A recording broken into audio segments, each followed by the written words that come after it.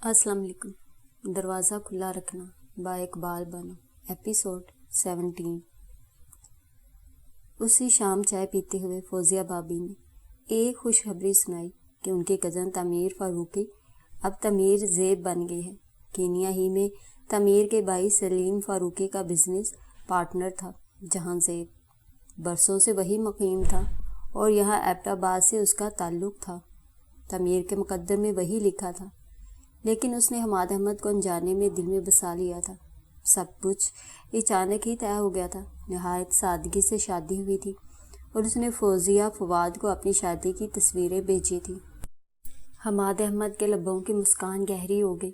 तब फौजिया उन्हें मुस्कुराते देखकर जल ही तो गई और बोली, मीरा बहुत खुश है। जाहिर है, शादी करके हर कोई खुश ही होता है। हमाद अहमद बोले। उन्हें पता था कि उन्हीं को सुनाने के लिए फौजिया ने ये जुमला कहा है। फौजिया बल खा कर रह गई। अब वो भला क्या बताती कि तमीर ने जो उन्हें ख़त लिखा था वो दिल चीर लेने को काफ़ी था। आमों का मौसम था और बागों में बहार उतरी हुई थी। आमों का ये मौसम मियाँ जी की फैमिली दिलशादपुर में ही गुजारती थी। उनकी तीनों बहनें और बेटे बमा अपने बच्चों के दिलशादपुर चले गए थे, जबकि हमाद अहमद ना गए थे कि उन्हें कभी भी ये शौक़ ना रहा था कि बागों में जाकर आम खाएं, मिज़ारों को परेशान करें। इसीलिए साहिरा भी ना गई थी। हालांकि उसे गांव देखने का बहुत शौक़ था, मगर शोहर की खुशनुदी के लिए उसने जाने से इनकार कर दिया था। मियाँ जी और बख्त जहाँ भी ना गए थे। मियाँ जी ने तो साफ कह दिया था कि वो ज़ैनी के बगैर उदास हो जाएंगे, इसलिए वो गाँव नहीं जा रहे। साहिरा ने उनके इस जुमले पर नहायत फ़ख्र से बेटी को देखा था। शायद तुम्हारी वजह से ही मुझे भी कोई अहमियत मिल जाए ज़ैनी बेटा। तुम कितनी खुशकिस्मत हो, सिर्फ 3 माह में मियाँ जी के दिल में घर कर लिया और मैं ये काम पौने 2 साल में भी ना कर सकी। ये सोचकर एकदम ही उसकी आंखों में नमी उतर आई। दिल की अमीक और गहराइयों में फिर दुख ने लहरें लेनी शुरू कर दी। कैसा था उसका नसीब कि कोई ख्वाहिश पूरी ना हो रही थी, न ख्वाबों की ताबीर मिल रही थी। हमाद अहमद कुछ कागजात फाइल में लगा रहे थे और साहिरा उनके कपड़े अटैची में रख रही थी कि वो 1 हफ्ता के लिए कराची जा रहे थे, किसी अहम मीटिंग में शिरकत की गर्ज से। साहिरा ने उनकी तरफ देखकर कहा, होमी आप कब तक आएंगे? सारा, बताया तो है कि सिर्फ 1 हफ्ता बाद। हमाद अहमद के लहजे में नरमियाँ ही नरमियाँ थी। 1 हफ्ता? साहिरा के लब कंपे। यूं गुजर जाएगा। उन्होंने चुटकी बजाई। मेरे लिए तो ये सदियों पर मुहीत होगा। ओह सारो। हमाद अहमद हंस दिए और उसके करीब आ गए। मैं रोज़ तुम्हें फ़ोन करूँगा, तुम मुझे अपने करीब ही पाओगी। उन्होंने उसे यकीन दहानी करवाई। आवाज़ से कोई किसी के करीब नहीं होता, वो बोली। ये दुरुस्त है, मगर मेरी मजबूरी के जाना ज़रूरी है। हालांकि मैं चाहता तुम्हें ले जा सकता था, फिर क्यों नहीं ले जा रहे? साहिरा ने शिकवा किया। ज़ैनी की वजह से, मियाँ जी की खातिर, क्योंकि मियाँ जी ज़ैनी के बगैर नहीं रह सकते। उसी की वजह से वो आमों का सीज़न गांव में गुजारने के लिए नहीं गए। और ये कितनी गलत बात है कि मैं तुम्हें और ज़ैनी को लेकर चला जाऊं। अगर ज़ैनी के बगैर चलना चाहो तो। नहीं होमी, मैं उसके बगैर नहीं जाऊंगी। साहिरा ने जल्दी से फैसला सुना दिया। तो साहिरा की बात पर हमाद अहमद हंस दिए। तुम अपना ख्याल रखना, ज़्यादा सोचना मत। वो उसे समझाते रहे और साहिरा बस उनकी हर बात के जवाब में सर हिलाती रही कि शादी के बाद ये पहला मौका था। हमाद अहमद उससे 1 हफ्ते के लिए दूर जा रहे थे। वो उनकी इतनी आदी हो गई थी कि उनकी जुदाई उसे बहुत खटकती थी। हर लम्हा बिछड़ जाने का डर लगा रहता था। हमाद अहमद चले गए और वो दरीचे के पट से पेशानी टेके बेतहाशा आंसू बहाती रही। हमाद अहमद ने कराची पहुंचते ही फ़ौरन फ़ोन किया था, उसे बेतहाशा तसल्ली दी थी। दूसरे रोज़ भी सवेरे सवेरे जब वो मियाँ जी को नाश्ता देने जा रही थी कि हमाद अहमद का फ़ोन आ गया था। उनकी इतनी मोहब्बत पर वो पिघल कर रह गई। कौन कहता है शादी के बाद मोहब्बतों में कमी आ जाती है? हमारी मोहब्बतों का दरिया तो आज भी ठाठे मार रहा है। वो दिल ही दिल में मुतमईन थी। हमाद के आने के दिन गिन रही थी और उस रोज़ अचानक ही सावन की घटाएं झूम झूम कर आ गई। हल्की हल्की फुहार पड़ रही थी। मौसम एकदम ही ठंडा हो गया और वो दरीचे में खड़ी हल्की हल्की पड़ती फुहार को देख रही थी। सरमई घटाओं से آسمان ڈھکا ہوا تھا، اسی لیے ابھی شام ہی تھی کہ کائنات پر اندھیرا چھا گیا تھا۔ زینی نیچے دادا اور دادی کے پاس تھی، اور اس لمحے ساحرہ کی شدت سے خواہش تھی کہ حماد احمد اس کے پاس ہوتے۔ یہی ٹھنڈے میٹھے موسم ہی تو ہوتے ہیں جب انجانی خواہشیں من میں جوش جگا دیتی ہیں۔ تبھی کھٹکے کی آواز پر ساحرہ چونک کر پلٹی، اور دوسرے لمحے کمرہ تیز روشنی سے نہا گیا۔ سامنے ہی میاں جی کھڑے تھے۔ کوئی کام ہے میاں جی؟ ساحرہ نے دوپٹہ سر سے جماتے ہوئے نیچے نظریں کر کے کہا۔ آپ نے مجھے بلا لیا ہوتا۔ کچھ کام ایسے ہوتے ہیں ساحرہ بیگم جن کے لیے کسی کو بلایا نہیں جاتا۔ تمہیں یہ تو علم ہے کہ حماد نے مجھے شکست دی ہے تمہیں اپنا کر۔ ان کا لہجہ کاٹدار تھا۔ مگر اس وقت اس بات کا کیا موقع ہے؟ ساحرہ تڑپ کر بولی۔ آج ہی تو موقع ہے اس بات کا۔ تمہیں معلوم ہوگا کہ ناگ کبھی بھی انتقام لیے بغیر نہیں رہتا۔ برسوں بعد بھی وہ انتقام ضرور لیتا ہے، اور مرد بھی ناگ سے کم نہیں۔ میاں جی، حیرت سے ساحرہ کی آنکھیں پھٹی رہ گئیں۔ آپ کیسا انتقام لینا چاہتے ہیں؟ میں اپنی شکست کا بدلہ لینا چاہتا ہوں تم سے۔ میاں جی آگے بڑھے تو ساحرہ پیچھے ہٹنے لگی۔ ہاں ساحرہ بیگم، میں تم سے انتقام لینا چاہتا ہوں۔ تم نے مجھ سے میرا بیٹا چھینا، میں تم سے تمہاری بیٹی چھین چکا ہوں۔ اب تم اس گھر سے نکل جاؤ ابھی اور اسی وقت۔ میں تمہیں دیکھنا بھی نہیں چاہتا۔ میاں جی، ساحرہ کے لیے ان کا لہجہ پاگل کر دینے والا تھا۔ میں کچھ سننا نہیں چاہتا۔ میں تمہارا ناپاک وجود برداشت نہیں کر سکتا۔ میں اسی وقت کی تلاش میں تھا کہ کوئی ایسا وقت ہو جب میں تمہیں یہ گھر چھوڑنے پر مجبور کر دوں۔ مگر میں نہیں چاہوں گی جب تک حماد نہ آ جائے۔ نہیں چاہو گی؟ میاں جی گرجے۔ بالکل نہیں، ساحرہ ہمت کر کے بولی۔ ٹھیک ہے، پھر زینی کی لاش لے کر تو جاؤ گی۔ میاں جی کے پاس بھی بہت سے تیر تھے۔ جی؟ ساحرہ نے ہونٹ کچلے۔ ہاں، تم نے مجھ سے میرا بیٹا چھینا، میں تم سے تمہاری بیٹی ہمیشہ کے لیے چھین لوں گا۔ مجھے یہ آس ہے، اور میرا بیٹا میری نظروں کے سامنے تو ہے، مگر نہیں میاں جی، مجھ سے میری سانسیں چھین لیں مگر میری بیٹی کو۔ ساحرہ کے حلق میں آنسوؤں کا پھندا پڑ گیا۔ تو آسان طریقہ ہے، تم یہاں سے چلی جاؤ۔ مگر کہاں جاؤں؟ وہ رو دینے کو تھی۔ یہ تو گھر سے نکلنے سے پہلے سوچنا تھا، کوئی اور ہمارا جیسا ڈھونڈ لو۔ میاں جی، آپ میری توہین کر رہے ہیں۔ مارے غصے کی اس کی آواز پھٹ گئی۔ مت کروا توہین، چلی جاؤ یہاں سے۔ وہ مسکرائے۔ میں نہیں جاؤں گی، وہ مضبوط لہجے میں بولی۔ تو پھر آؤ، اپنی بیٹی کو خون میں لت پت دیکھ لو۔ میاں جی تیزی سے کمرے سے نکل گئے، اور دوسرے لمحے وہ بھی نیچے پہنچ گئی۔ میاں جی بیڈ کے سرہانے رکھے بے آواز پستول کو نکال چکے تھے، اور سامنے ہی زینی بیڈ پر محو خواب تھی۔ بخت جہاں ایک طرف کھڑی تھر تھر کانپ رہی تھی۔ کرو فیصلہ ساحرہ بیگم، جاتی ہو یا زینی کی موت قبول ہے؟ میاں جی نے زینی کا نشانہ لیا ہوا تھا۔ میاں جی، یہ ظلم نہ کریں، ساحرہ کی گھٹی گھٹی آواز نکلی۔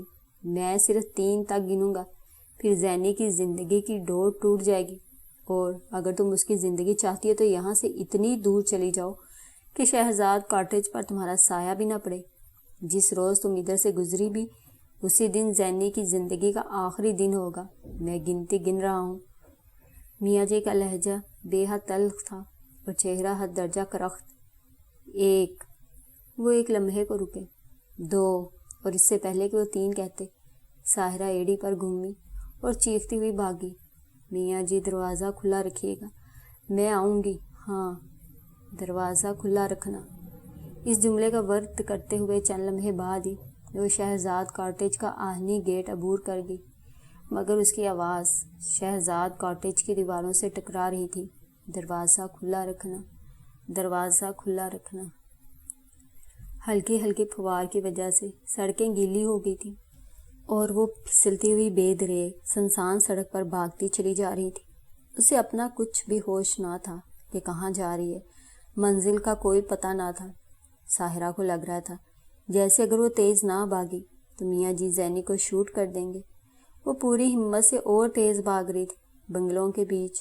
تبھی اچانک ایک سڑک سے ایک دم کار نکلی، اور وہ سنبھلنے بھی نہ پائی تھی کہ کار کے بریک چرچرائے، اور اگلے لمحے سائرہ کو کچھ بھی ہوش نہ رہا. اس نے کھوتے حواسوں کے ساتھ اتنا دیکھا تھا کہ کوئی کار سے نکل کر تیزی سے اس کی طرف آیا تھا اور اس پر جھک گیا تھا. کمرے میں موت کا سا سناٹا پھیلا ہوا تھا. میاں جی کے لبوں پر ایسی پرسکون مسکراہٹ تھی، لگتا تھا عرصے بعد وہ مطمئن ہوئے ہوں، ان کی آتما کو شانتی مل گئی ہو، دل کو قرار آ گیا ہو، روح کے زخم مندمل ہو گئے ہوں. وہ ساحرہ سے انتقام لینا چاہتے تھے، جس کی وجہ سے ان کے لاڈلے اور چہیتے بیٹے نے ان کے فیصلے سے انحراف کیا تھا. ساحرہ کی چاہت میں باپ کے مقابل آن کھڑا ہوا تھا اور انجانے میں ایسا وار کیا تھا کہ انہیں جھکا دیا تھا. پر اس پر ترا یہ کہ جس روز حماد احمد ساحرہ کو لے کر آئے تھے، اسی روز انہوں نے میاں جی سے اپنے اتنے بڑے اقدام پر معذرت کی تھی. پھر کبھی ذکر نہ کیا تھا. سر اٹھا کر چلتے تھے، ان کی گردن اونچی ہی تھی، نظروں میں فتح کا نشہ تھا اور لبوں پر ہر لمحہ اپنی جیت کی مسکراہٹ رہتی. جبکہ میاں جی چاہتے تھے حماد احمد کا سر ان کے سامنے جھکا رہے، ان کی گردن میں خم ہو، لبوں پر مسکراہٹ کے بجائے احساس شرمندگی کے الفاظ ہوں. وہ میاں جی سے روز معافی مانگے، ہر روز اپنی کوتاہی پر شرمندہ ہوں. مگر ایسا تو نہ تھا. حماد احمد خان کے چہرے پر تو میاں جی نے کبھی بھی پچھتاوے اور شرمندگی کے عکس منعکس ہوتے نہ دیکھے تھے. وہاں تو انہیں خوشیاں نظر آتی. ساحرہ کی محبت کے جگنو ہر دم حماد احمد کی آنکھوں میں جل مل کرتے محسوس ہوتے، جو میاں جی کے دل میں چنگاریاں بھڑکا دیتے. وہ کھول کر رہ جاتے. پھر یہ ساحرہ کے حسن سلوک کا اعجاز تھا کہ اس نے میاں جی کے دل میں گھر کر لیا تھا اور وہ اسے پسند کرنے لگے تھے. اب انہیں ساحرہ سے کوئی دشمنی نہ تھی. وہ حماد احمد سے انتقام لینا چاہتے تھے، اپنی شکست کا بدلہ، اور اس طرح لینا چاہتے تھے کہ حماد احمد کے لبوں سے مسکراہٹ اور آنکھوں سے جگنو نوچ لینا چاہتے تھے. کہتے ہیں کہ کسی کو مارنا ہو تو اس سے اس کے خواب اور محبت چھین لو، اور اسی بات پر وہ عمل کر کے بیٹے سے اس کے خواب اور محبت چھین لینا چاہتے تھے، جیسے حماد احمد نے ان کے خواب چھینے تھے، ان کی خواہشوں کو روند کر ان کی روح کو کچلا تھا. وہ کبھی حماد احمد کی روح کو گائل کرنا چاہتے تھے. انتقام لیتے ہوئے انسان کچھ بھی نہیں سوچتا کہ وہ کس کو اپنے انتقام کی چھری گھونپ رہا ہے. اور میاں جی پر بھی جنون طاری تھا. اپنی شکست کا احساس انہیں چین نہ لینے دیتا تھا. انتقام وہ پتھر ہے جو جتنا عرصہ بھی پانی سے بھرے ہوئے کنویں میں پڑا رہے نرم نہیں ہوتا، اور میاں جی کا انتقام بھی ایسا ہی تو تھا. وہ موقع کی طاق میں تھے. انہوں نے زینی کو خود سے بہت قریب کر لیا تھا اور انہیں یقین تھا کہ وہ ساحرہ کے بغیر بھی ان کے پاس رہ سکتی ہے. انہیں موقع ملا اور انہوں نے ساحرہ کے پاؤں سے زمین اور سر سے چھت کھینچ لی. وہ ساحرہ کو گھر سے نکال کر بہت مطمئن ہو گئے تھے، جبکہ بخت جہاں بیڈ کی پشت کو مضبوطی سے تھامے کھڑی تھی اور ان کے چہرے پر آنسوؤں کی جڑیں لگی ہوئی تھی. نہایت خاموشی سے آنسو قطرہ قطرہ ان کی بوڑھی آنکھوں سے بہہ رہے تھے. ان کے لب بھینچے ہوئے تھے، مگر دل میں طوفان ٹھاٹھے مار رہا تھا. میاں جی، آپ حماد کو کیا کہیں گے؟ بہت مشکل سے یہ جملہ بخت جہاں کے ہونٹوں سے ادا ہوا. میں نے کچھ سوچا ہی ہوگا، تبھی تو یہ قدم اٹھایا ہے. مگر میاں جی، آپ نے بہت غلط کیا. بخت جہاں میاں جی کا کھلا کھلا چہرہ کرخت ہو گیا. تم کو یہ ہمت کیسے ہوئی کہ میرے کسی فیصلے کو صحیح یا غلط کی سند دو؟ وہ زور سے گرجے اور بخت جہاں سہم کر رہ گئی.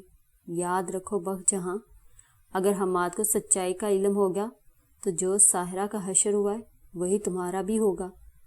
میرے تھوڑے کہے کو بہت جانو اور زبان بند رکھو. خود کو یہ باور کراؤ کہ تم نے نہ کچھ دیکھا ہے اور نہ ہی میں نے کچھ کیا ہے. لیکن میاں جی، وہ ہماری بہو ہے، ہمارے گھر اور ہمارے بیٹے کی عزت ہے. اگر وہ غلط ہاتھوں میں چلی گئی تو؟ جو لڑکیاں اپنے گھروں کو یوں چھوڑ دیتی ہیں نا، وہ ڈال سے ٹوٹا ہوا پتا ہوتی ہیں، اور اس پتے کو ہوا محل میں اڑا کر لے جائے یا کچرے کے ڈھیر پر، اس پتے کو احتجاج کا کوئی حق نہیں. میں نے جو کیا ہے بہتر کیا ہے. میاں جی کے چہرے پر فتح کی روشنی تھی، لب کھلے ہوئے تھے، اور بخت جہاں دوبارہ انہیں یہ کہنے کا حوصلہ نہ کر سکیں کہ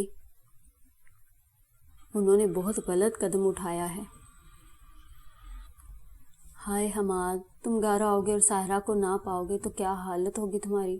میاں جی پتہ نہیں کون سا جھوٹ بول کر تمہیں مطمئن کریں گے، مگر مجھے پتہ ہے ان کا کوئی لفظ بھی تمہیں تسلی نہ دے گا، کوئی جملہ تمہارے زخم کا مرہم نہ بنے گا۔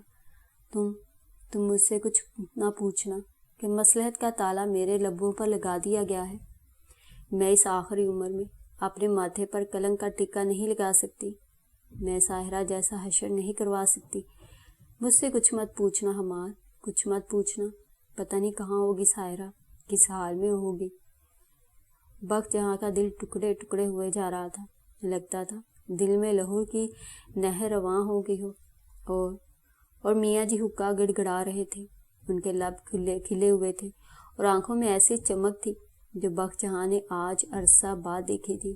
فتح کے نشے میں چور تھے، بیٹے نے بھی چپکے سے انہیں بتائے بغیر شکست دی تھی، اور انہوں نے بھی نہایت خاموشی سے حماد احمد کے پہلو میں خنجر اتارا تھا۔ ماں رو رہی تھی تو میاں جی اس کے آنسوؤں پر بھی بندش لگانا چاہتے تھے۔ بخت جہاں کا دل کٹ رہا تھا، وہ سوچ رہی تھی بھلا کس طرح حماد اس حادثے کو قبول کرے گا، کہیں میرے بچے کا دل ہی نہ پھٹ جائے۔ میں کیسے اس کے چہرے پر دکھ دیکھ سکوں گی، کیسے اس کی آنکھوں کے آنسو برداشت کروں گی۔ یا خدا، حماد کے آنے سے پہلے مجھے موت آ جائے۔ بخت جہاں خاموشی سے اپنے رب سے دعائیں کر رہی تھی کہ انہیں موت آ جائے، مگر دعائیں مانگنے سے بھلا کبھی زندگی کی سانسیں کم ہوئی ہیں جو بخت جہاں کی سانسوں کی ڈور ٹوٹ جاتی۔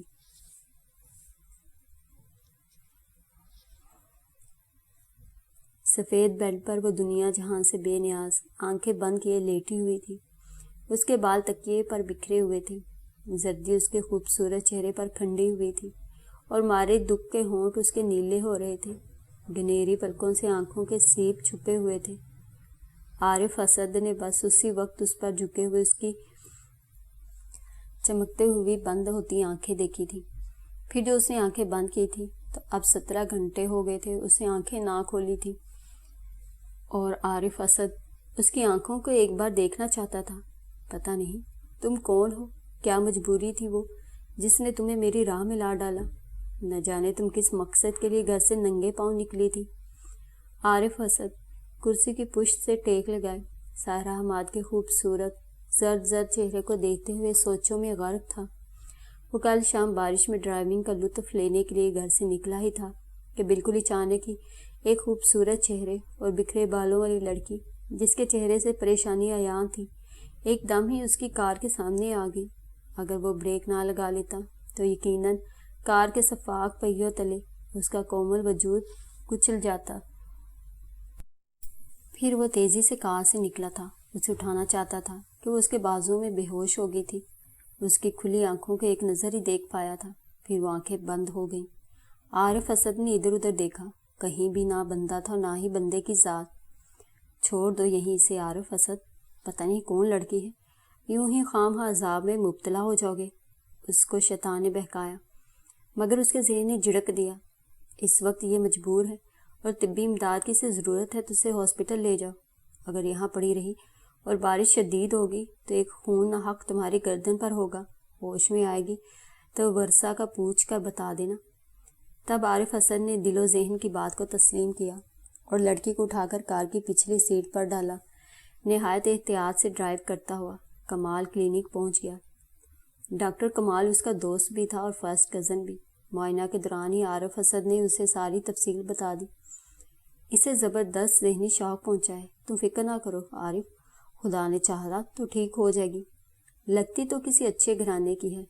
کمال نے ساحرہ کی دونوں کلائیوں کی طرف دیکھتے ہوئے کہا، جہاں ایک کلائی میں 12 سونے کی چوڑیاں تھیں اور دوسری کلائی میں 4 سونے کے کڑے تھے، کانوں میں جھمکے، گلے میں موٹی سی چین اور اس میں جھولتا پتے کی شکل کا خوبصورت لاکٹ، انگلیوں میں انگوٹھیاں، ایک ڈائمنڈ اور 2 سونے کی تھی، اور ساتھ ہی سونے کے چھلے بھی تھے۔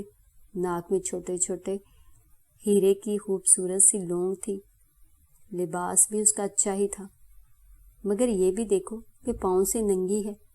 عارف اسد نے ساحرہ کا جائزہ لینے کے بعد کہا، پتہ نہیں کیا مجبوری ہے، ہوش میں آئے گی تو بتائے گی۔ کمال نے اسے مطمئن کر دیا، تم چاہو تو گھر جا سکتے ہو، نہیں، جب تک اسے ہوش نہیں آ جاتا میں یہیں رہوں گا۔ عارف نے کہا، یار تم فضول میں پریشان ہو رہے ہو، نرسز اور میں ہوں نا، میں نے کہا نا میں یہیں رہوں گا۔ عارف کا لہجہ سخت ہو گیا تو کمال بھی کچھ نہ بولا۔ ساحرہ تمام رات بے ہوش رہی تھی اور عارف اسد اس کے قریبی کرسی پر بیٹھا اسے ایک ٹک دیکھتا رہا تھا۔ پتہ نہیں وہ کون سا لمحہ تھا جب وہ عارف اسد کے دل کے آنگن کی طرف جانے والا زینہ عبور کر گئی اور وہ حیران رہ گیا۔ وہ سوگوار سا حسن عارف اسد کے دل میں انی کی طرح کھب کر رہ گیا تھا۔ عارف اسد، ایسی راہوں پر مت چلو جن پر منزل نہیں ملتی، پہلے خطا کھا چکے ہو۔ اب پھر اس کے ذہن اسے سمجھانا چاہا، مگر ایسے معاملوں میں ذہن کی بات دل کب سنتا ہے؟ یہ تو بہت ہی نافرمان ہے۔ عارف اسد کے دل نے بھی ذہن کی نہ سنی تھی اور اس سوگوار حسینہ کے لیے اپنے دروازے وا کر دیے تھے۔ آخر یہ کون ہے اور اسے کون سی مجبوری نے سڑک پر لا گرایا ہے؟ عارف اسد کا ذہن مسلسل اسی کے بارے میں سوچ رہا تھا۔ رات بھر میں اس نے ایک بار بھی پلک نہیں جھپکی تھی۔ گھر کی طرف سے بھی فکر نہ تھی کہ امی اور چھوٹی بہن انوبہ بڑی بابی بشرا کے ساتھ فیصل آباد گئی تھی کہ بشرا بابی کی چھوٹی بہن کی شادی تھی اور گھر میں صرف عارف اسد ہی موجود تھا۔ اگر فیملی موجود ہوتی تو اس طرح پوری رات غائب رہنے پر اس کا کورٹ مارشل بھی ہو سکتا تھا۔ عارف کے بڑے دونوں بھائی آصف اور کاشف ملک سے باہر ہوتے تھے۔ آصف مڈل ایسٹ میں بینک میں تھا اور کاشف لندن میں اپنا کامیاب کلینک چلا رہا تھا۔ کاشف نے وہیں ایک انگریز لڑکی سے شادی کر کے گوروں کے دیس کو مستقل اپنا وطن بنا لیا تھا۔ البتہ آصف سال میں 1 ماہ کی چھٹی پر گھر آتا تھا۔ بشرا بابی آصف کی بیوی تھی اور ان کے 2 بچے تھے، ایک بیٹا پومی اور بیٹی سومی، جن سے ان کے گھر کی رونق تھی۔ عارف اسد سے چھوٹی بہن تھی انوبہ، جو فرسٹ ایئر کی طالبہ تھی۔ عارف سے وہ تقریباً 10 برس چھوٹی تھی، بس بقول بابیوں کے وہ جھونگے میں آئی تھی اور اس بات پر وہ بہت چڑھتی تھی۔ امی اور بھابھی کو عارف اسد کی شادی کا بہت ارمان تھا، مگر وہ تو ہر لڑکی میں کوئی نہ کوئی نقص نکال دیتا۔ دوسرے لفظوں میں اس کی تو شادی کی منشا ہی نہ تھی۔ دل پر ایسی چوٹ کھائی تھی کہ اب بھی دل کی سرزمین پر ٹیسیں محسوس ہوتی تھی۔ تحریم نواز عارف اسد کی کلاس فیلو تھی اور عارف نے اسے دل کی شدید گہرائیوں سے چاہا بھی تھا، مگر جب دونوں ایم اے فائنل میں ہی تھے تو تحریم نواز کی ایک دم ہی شادی ہوگی کہ وہ اپنے کزن احسن خان کی ٹھیکرے کی مانگ تھی۔ تم نے مجھے پہلے کیوں نہ بتایا تھا؟ عارف نے احتجاج کیا۔ صرف اس لیے کہ میرا خیال تھا کہ میں اپنے گھر والوں کو فیس کر لوں گی۔ مگر عارف، ہمارے خیال حقیقت سے بہت مختلف ہوتے ہیں۔ خیالوں میں ہم جو چاہتے ہیں وہ حقیقت میں نہیں کر سکتے، حقیقت میں اس پر ایک ضرب بھی نہیں لگا سکتے۔ عارف اسد، میرے لیے یہی احساس خوشکن ہے کہ جسے میں نے چاہا اس کے دل میں بھی اپنی پوری شدتوں کے ساتھ موجود ہوں۔ مجھے بلانا مت، تم میری مجبوری سمجھ لو کہ… تحریم کی آواز بھرا گئی تھی اور عارف اسد اسے لہو رنگ آنکھوں سے دیکھ کر رہ گیا۔ پھر تحریم تعلیم ادھوری چھوڑ کر کیپٹن احسن خان کی ہوگی۔ تب عارف اسد نے بھی پڑھائی چھوڑ دی کہ اب اس کا پڑھائی میں دل ہی نہ لگتا تھا اور پپا کے ساتھ مل کر کاروبار سنبھال لیا۔ تحریم سے بچھڑے اسے پورے 7 برس ہو گئے تھے۔ پھر دونوں کی ملاقات بھی نہ ہوئی تھی، مگر وہ اب بھی عارف اسد کے دل میں ٹیس بن کر زندہ تھی۔ اس نے عارف اسد سے درخواست کی تھی کہ مجھے بھلانا مت، اور عارف نے اسے بلایا نہ تھا، تبھی تو امی اور بابی کی خواہش پوری نہ کر پایا۔ کبھی کبھی وہ سوچتا تھا تو اب آنکھوں میں سماتی نہیں صورت کوئی، غور سے میں نے تجھے اے کاش نہ دیکھا ہوتا۔ اس کی نظروں میں کوئی صورت سمائی ہی نہ تھی۔ بشرا بابی نے خاندان اور خاندان سے باہر کی کتنی لڑکیوں کے بارے میں اسے کہا تھا، مگر وہ ہر کسی کو ریجیکٹ کر دیتا۔ اور اب بالکل اچانک ہی یہ لڑکی جو سامنے سفید بستر پر اپنی آنکھوں پر سیاہ گھنیری پلکوں کی جھالر کیے پڑی تھی، وہ اس کے دل میں تہ در تہ اتر گئی تھی اور اس مقام تک پہنچ گئی تھی جہاں تحریم نواز اپنی تمام تر خوبصورتی کے ساتھ موجود تھی۔ عارف اسد حیران نظروں سے اسے دیکھ رہا تھا، جس کے بارے میں وہ کچھ بھی نہ جانتا تھا، مگر وہ اس کے دل میں اتر گئی تھی۔ کہتے ہیں کہ محبت جاننے اور سمجھنے کا جذبہ نہیں، یہ تو محسوس کرنے کا جذبہ ہے، جس کا ادراک انسان کو خود بخود ہو جاتا ہے۔ زیادہ غور و خوض کی ضرورت نہیں پڑتی اور انسان بحر محبت میں کود جاتا ہے۔ یہی حال عارف اسد کا پہلے بھی ہوا تھا اور اب بھی۔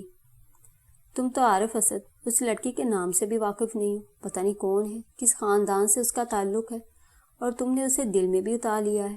کہاں گیا تمہارا دعویٰ کہ تم نے تحریم نواز کے بعد اس دل کے دروازے کو زنگ آلود تالا لگا دیا ہے، اور کوئی بھی اب اس تالے کو نہیں کھول سکتا کہ اس کی کنجی تحریم نواز کے پاس ہے؟ مگر ایسا تو نہ ہوا تھا۔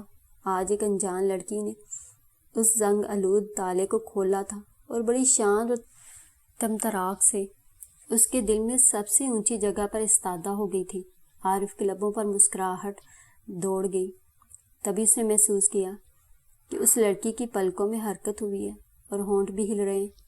وہ کرسی سے اٹھا اور تیزی سے بیٹھ کے قریب پہنچ گیا اور اس کے ہونٹوں سے کان لگا دیے۔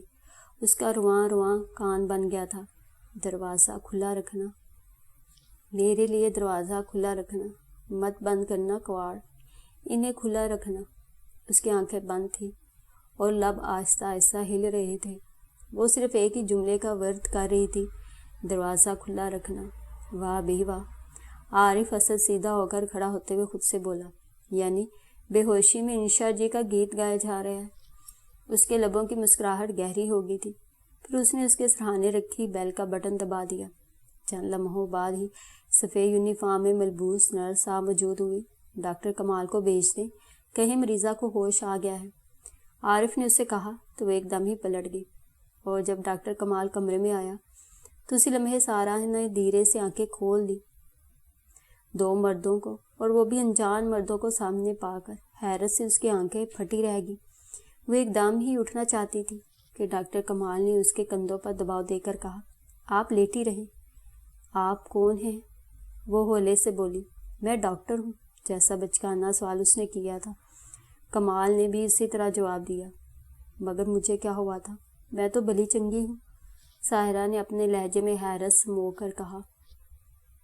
آپ کو واقعی کچھ نہیں ہوا؟ آپ ٹھیک ہیں؟ آپ اپنا نام اور ایڈریس بتائیں تاکہ آپ کے اہل خانہ کو انفارم کیا جا سکے۔ جی؟ ساحرہ نے حیرانی سے ان دونوں کو دیکھا۔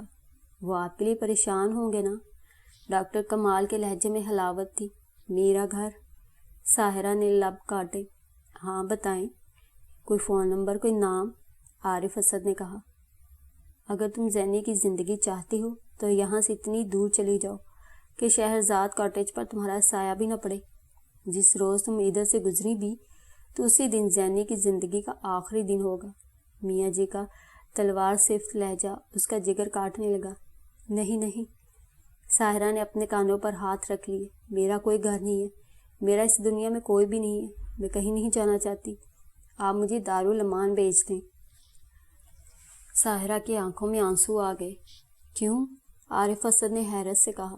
مجھ سے کچھ مت پوچھیں، بس مجھے وہیں پہنچا دیں، وہ ضدی لہجے میں بولی۔ آپ پڑھی لکھی اور اچھے گھرانے کی خاتون لگتی ہیں، آپ ہمیں سچ سچ بتا دیں، کمال نے کمال محبت سے کہا۔ میں کسی کو نہیں بتانا چاہتی، میرا کوئی گھر نہیں ہے، میں لاوارث ہوں، ڈال سے ٹوٹا پتا ہوں۔ پلیز، آپ نے جہاں اتنی مہربانی کی ہے، مجھے موت سے بچا لیا، لیکن کاش آپ مجھے رونتے ہوئے گزر جاتے۔ اب مجھے دارالامان پہنچا دیں، میں آپ کی احسان مند ہوں گی، ساحرہ نے عارف اسد کا ہاتھ تھام کر ملتجی لہجے میں کہا۔ تو عارف اسد کو لگا جیسے اس نے کسی ننگی تار کو ہاتھ لگا لیا ہو۔ اس کا وجود جھٹکے کھا رہا تھا، اور ساحرہ، وہ لڑکی جو اس کے دل میں اتر گئی تھی، جس نے تحریم نواز کی جگہ لی تھی، وہ اس کا ہاتھ تھامے کہہ رہی تھی، پلیز آپ مجھ پر یہ احسان کر دینا، آپ کو میں لے جاؤں گا اپنے گھر۔ عارف اسد نے ایک دم ہی فیصلہ کر لیا، میں گھروں میں نہیں رہ سکتی، میں آپ کو اپنے گھر رکھوں گا، آپ رہیں گی میرے گھر میں۔ عارف اسد کا لہجہ حتمی تھا، اور ڈاکٹر کمال بھی اسے حیرت سے دیکھ رہے تھے۔ ساحرہ نے کہنا چاہا۔ میں کچھ نہیں سننا چاہتا مس، عارف اسد نے ہاتھ اٹھا کر کہا، مجھے نہ کچھ سننا ہے، جو میں نے کہہ دیا سو کہہ دیا، اگر آپ نے میری بات نہ مانی تو کل ہی سارے اخبارات میں یہ خبر آپ کی تصویر کے ساتھ لگ جائے گی کہ یہ خوبصورت لڑکی جس کی ہو آ کر لے جائے مجھے سڑک سے ملی ہے۔ عارف اسد کے لہجے میں شرارت تھی۔ ڈاکٹر کمال اسے حیرت سے دیکھ کر رہ گیا کہ آج عرصہ بعد اس نے عارف کا یہ موڈ دیکھا تھا۔ وہ دیکھیں نا، ساحرہ نے گڑبڑا کر بولنا چاہا۔ کیا دیکھوں؟ عارف کی آنکھوں میں نرم جذبے تھے۔ آپ سمجھے نا، میں اچھی لڑکی نہیں ہوں، وہ بولی۔ مجھے تو آپ میں کوئی برائی نظر نہیں آتی۔ آپ یقین کریں، ساحرہ نے کہنا چاہا۔ بھلا کس طرح یقین کروں؟ کیا برائی ہے آپ میں؟ جیسی ہیں میری مہمان ہیں، اور جب تک بھابھی اور امی نہیں آ جاتی آپ یہیں اسی کلینک میں رہیں گی۔ پھر امی کے آتے ہی میں آپ کو گھر لے جاؤں گا۔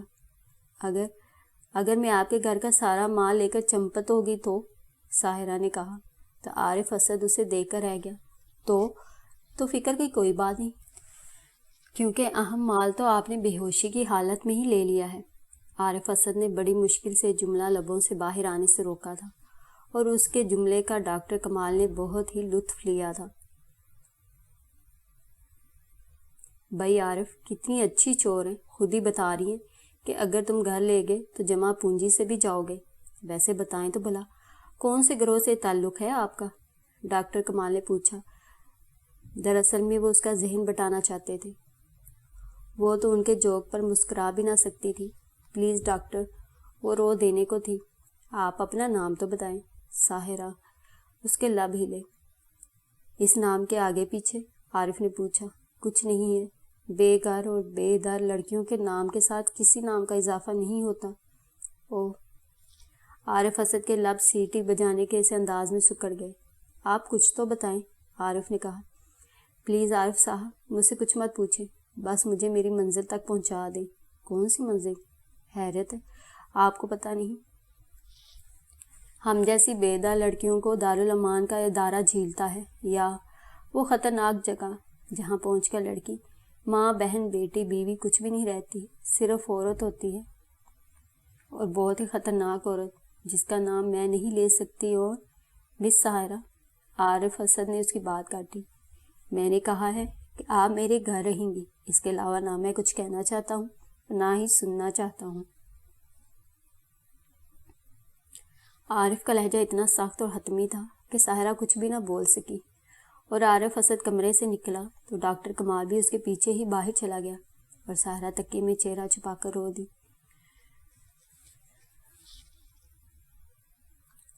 ذہنی، یہ نام اس کے لبوں سے آگ کی صورت نکلا۔ ہومی، دل کی امیر گہرائیوں سے یہ نام نکلا اور لبوں کے بھنور میں پھنس کر رہ گیا۔ میں نے تمہیں کہا تھا کہ یوں تنہا مجھے چھوڑ کر نہ جاؤ، مگر تم نے تو چٹکی بجا کر کہا تھا کہ ایک ہفتہ اس طرح گزر جائے گا۔ سارو، دیکھو تو، یہ ایک ہفتہ تو میری زندگی پر محیط ہو گیا ہے، ہر طرف اندھیرا ہی اندھیرا ہے۔ میاں جی نے کہا۔ ہاں ہومی، تمہارے باپ نے میری زندگی میں، میری نگاہوں میں، میرے سب کچھ کے سامنے اندھیرا کر دیا ہے۔ مجھے خود پتہ نہیں کہ میں نے کہاں جانا ہے۔ میں جان گئی ہوں، پہچان گئی ہوں اب کہ محبتوں کے سفر بہت جان لیوا ہوتے ہیں۔ چلتے رہو، ہر پڑاؤ پر یہی سمجھو کہ یہی منزل ہے، مگر پھر چلو تو پتہ چلتا ہے منزل تو ابھی نظروں سے اوجھل ہے۔ سفر کرتے رہو کہ محبت کرنے والوں کی قسمت میں سفر ہوتے ہیں، منزل نہیں ہوتی۔ محبت کے بند آبلا پائی کا سفر ہے۔ اس راہ پر چلنے سے پاؤں نہیں تھکتے، دل ہیں تھکتے، روح ہے تھکتی۔ اور ہومی، تمہیں پا کر بھی میں نے اپنا سب کچھ کھو دیا، اپنی انمول ہستی کو بھی کھو دیا۔ ہائے ہومی، تم سے محبت کرنے کی کتنی بڑی قیمت ادا کرنی پڑی ہے۔ جب تمہیں چاہا تھا تب ہی سے ہر جانے دیتی چلی آ رہی ہوں۔ گھر چھوڑا تو اب تک چھت نہ مل سکی، ابا جی کو چھوڑا تو باپ کی شفقت بھی نہ ملی۔ ہاں ہومی، تمہیں چاہ کر اور پا کر میں نے سب کچھ کھو دیا، حتیٰ کہ اپنے جگر کا ٹکڑا ذہنی بھی۔ آخر میں کب تک اپنی غلطی کا خمیازہ بھگتتی رہوں گی؟ کب تک چپکے سے گھر چھوڑنے کا خراج یہ دنیا مجھ سے وصول کرے گی؟